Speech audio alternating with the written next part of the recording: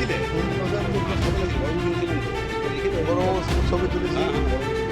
5 জন ছাত্রছাত্রীদের নিয়ে পুকুরে পড়ল একটি টোটো। তবে বড় সড় দুর্ঘটনার হাত থেকে রেহাই। এই ঘটনা এক ছাত্রকে ভর্তি করা হয় পুরুলিয়া দেবেন মাহাতো গভর্নমেন্ট মেডিকেল কলেজ হাসপাতালে।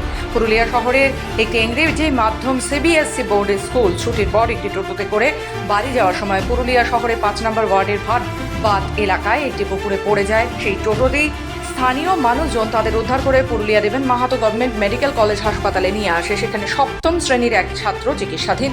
বাকিদের প্রাথমিক চিকিৎসার পর ছেড়ে দেওয়া হয়েছে। খবর পেয়ে হাসপাতালে যান পুরুলিয়া পৌরসভার চেয়ারম্যান নবেন্দু মাহালি, পুরুলিয়া সদর থানার আইসি শিবনাথ পাল। হঠাৎ করে আমার কাছে ফোন আসে যে অ্যাটলাস ক্লাবের সামনে যে বাঁধ, সেই বাঁধে একটি টোটো উল্টে যায়। আমার পাশেই আমাদের কাউন্সিলর ছিলেন বিভাস রঞ্জন দাস, সিনিয়র কাউন্সিলর। ওনাকে সঙ্গে সঙ্গে আমি বলি ইমিডিয়েট এলাকায় যেতে, উনি ছুটে আসেন। তারপরে আমি নিজেই অফিস ছেড়ে হসপিটালে যাই। যে ছাত্রটি পায়ে লেগেছে তার এক্স-রে হচ্ছে এবং একটি ছাত্রী ছিল তার দাঁত ভেঙে গেছে।